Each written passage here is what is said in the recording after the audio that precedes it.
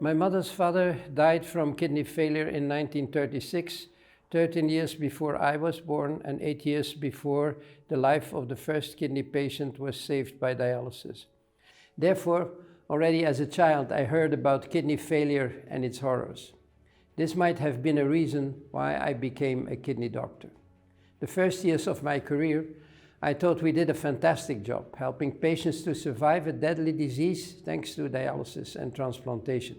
However, soon came the notion that my patients died too early and that their quality of life was dismal, being bound to a machine every other day, which did not rid them from itching, fatigue, pain, or muscle cramps.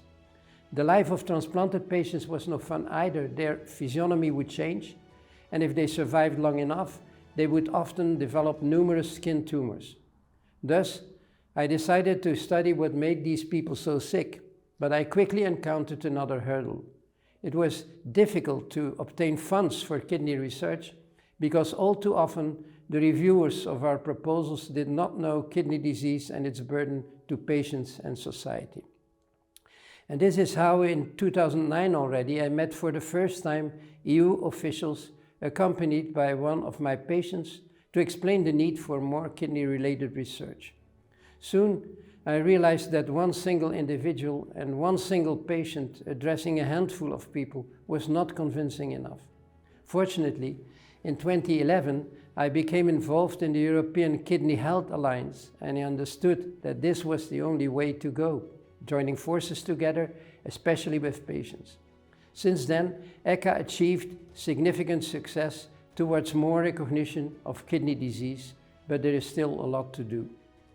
Even now, policymakers keep addressing kidney disease through the spectrum of other chronic diseases, which often overshadows the specific needs of kidney patients, for example, in terms of screening, quality of life, and access to innovative and green treatments.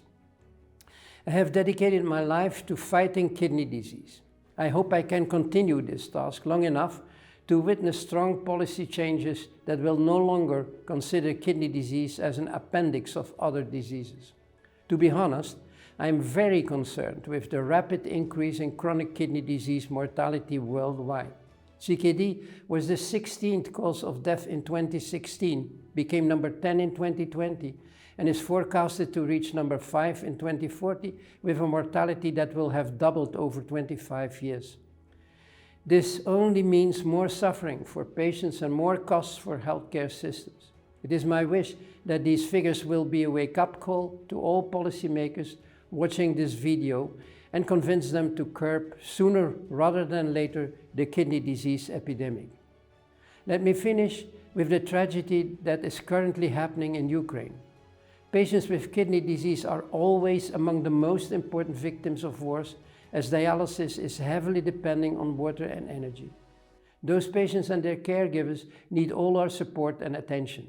They should not, as is too often the case in times of crisis, be forgotten.